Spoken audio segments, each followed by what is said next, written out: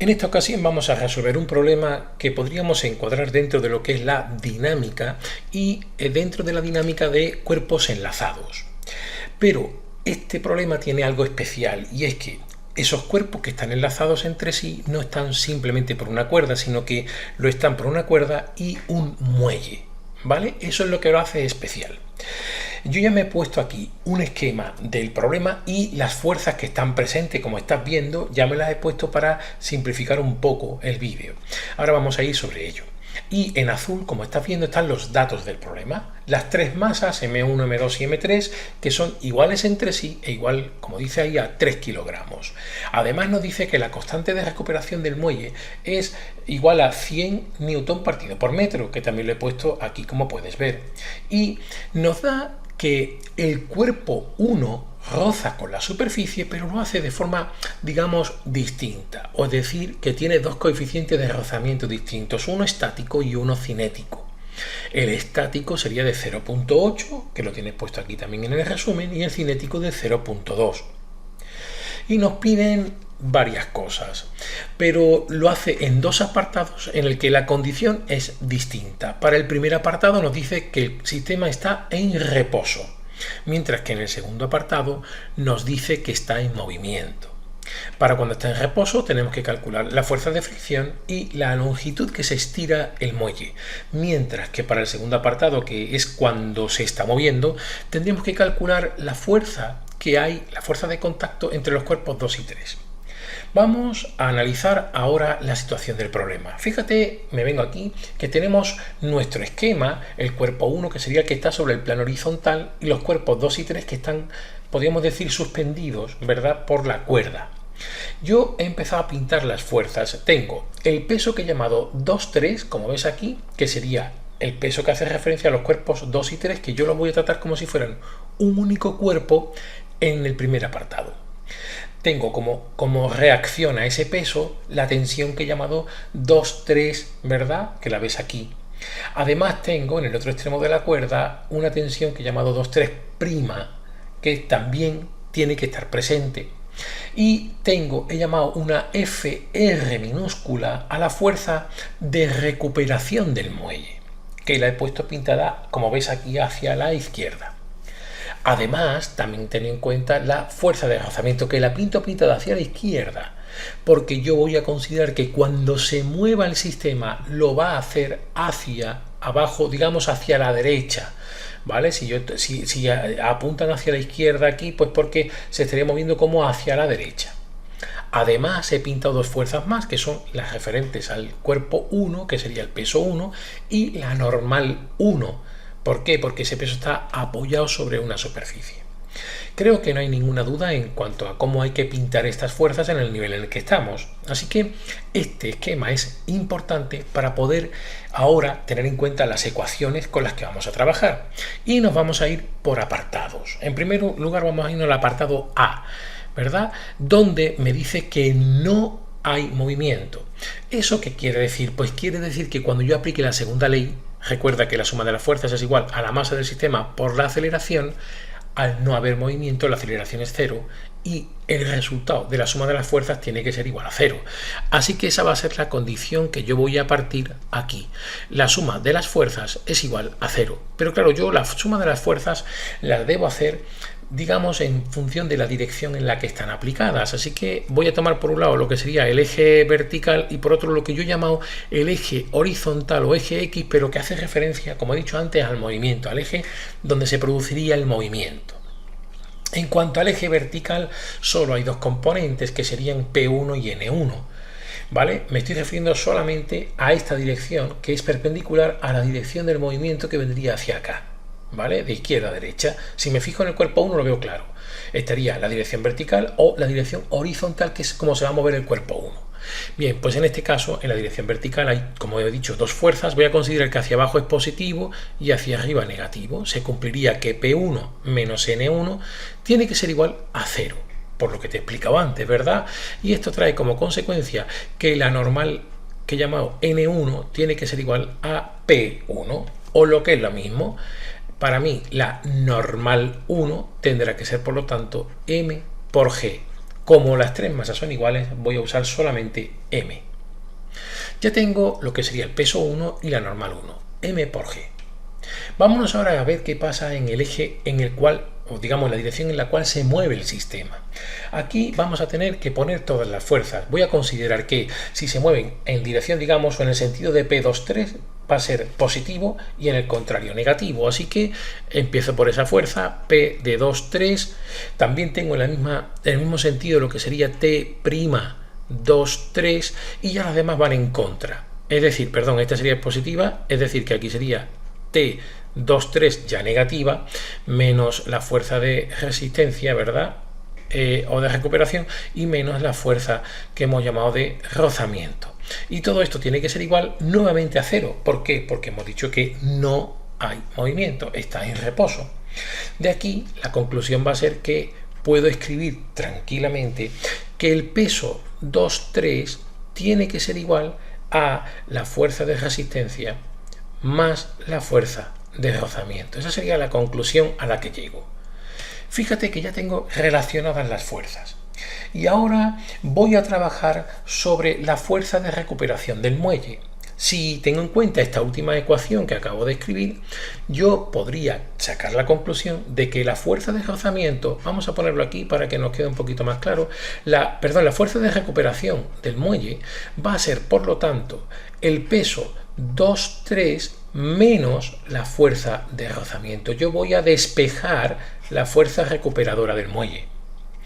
Claro, si tengo esto en cuenta, fíjate que podría escribir que la fuerza recuperadora va a ser, si es el peso de los dos cuerpos 2 y 3, tendríamos que sería 2 por m, recuerda que sus masas son iguales, por g. Eso sería el peso que he llamado 2, 3.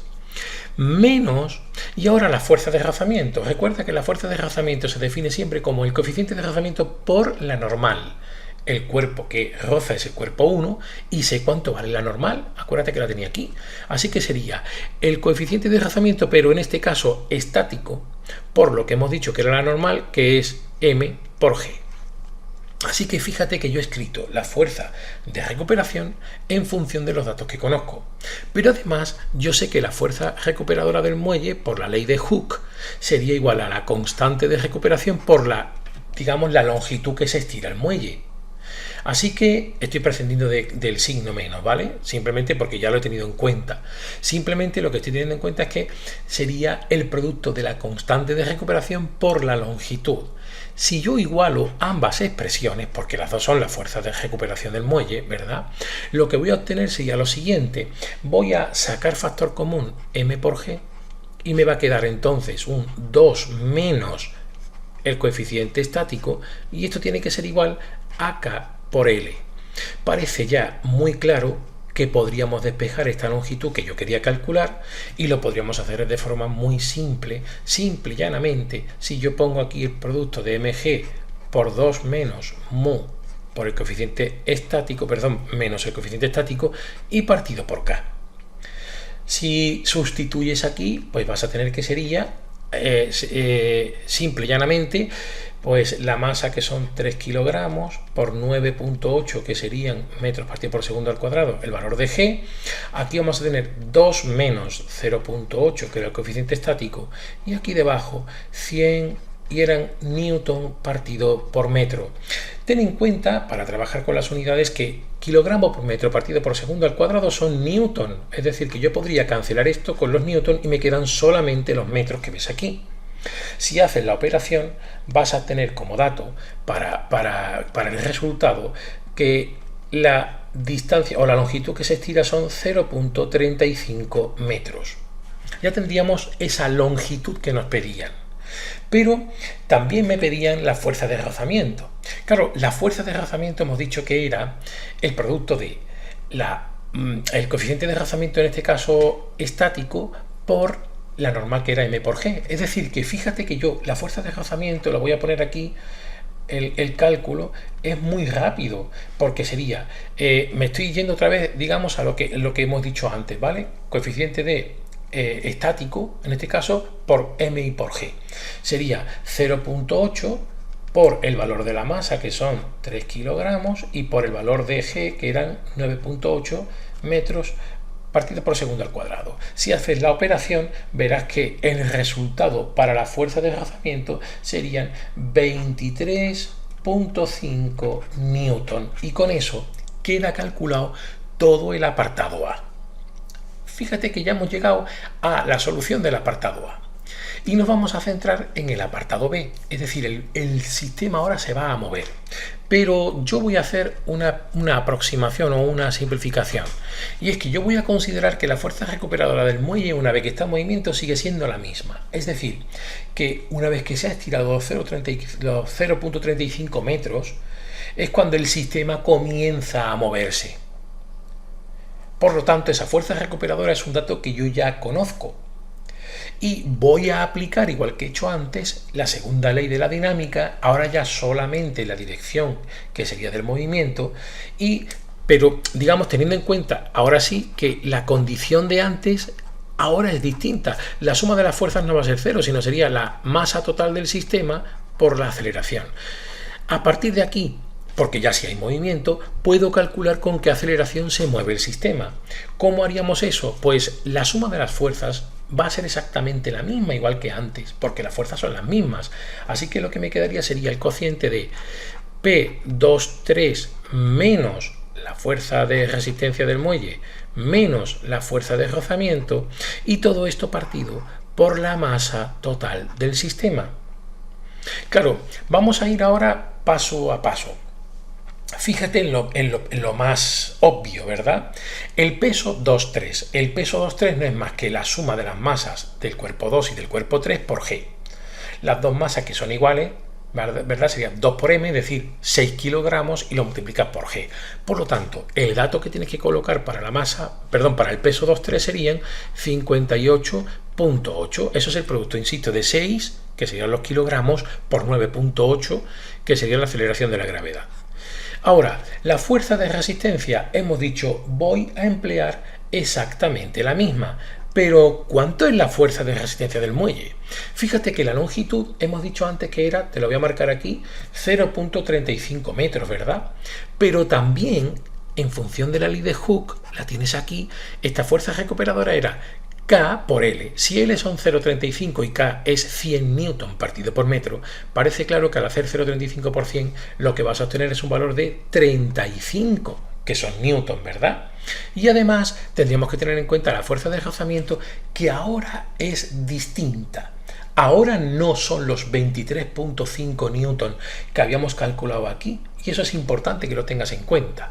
¿Por qué? Pues porque en este caso la fuerza de rozamiento ahora, cuando digamos hay movimiento, la cinética, sería el valor del mu cinético, es decir, 0,2 por 3 kilogramos y por, también lo vamos a poner aquí, 9,8 metros partido por segundo al cuadrado. Claro, el valor que vas a obtener así es distinto y es 5,88, vamos a ponerlo así, 5,88 newton.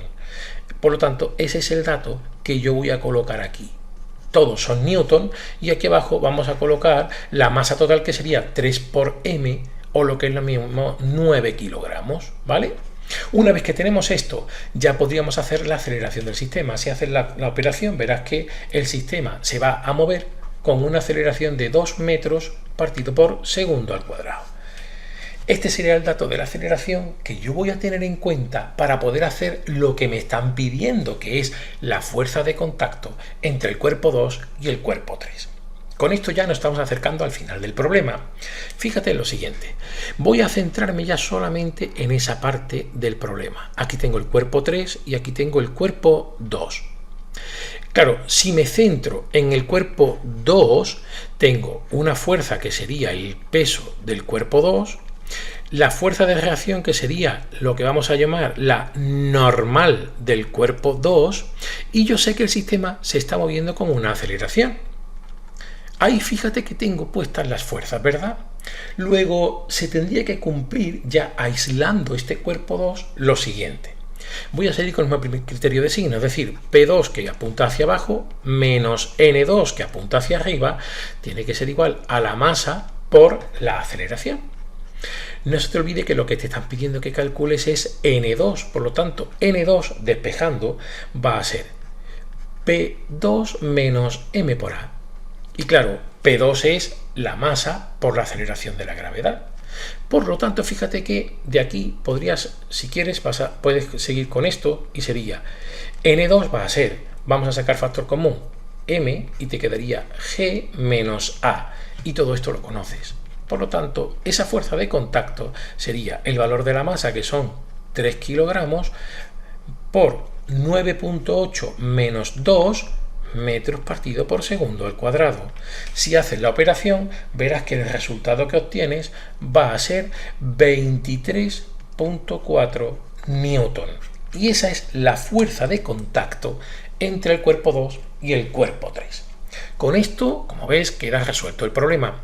Si te ha gustado, por favor, dale al like, déjame el comentario que quieras, también, que yo siempre los leo y contesto a los comentarios, y si te suscribes al canal, pues me ayudas a seguir haciendo vídeos como este y a ayudar a usuarios que requieren de ayuda. Muchas gracias.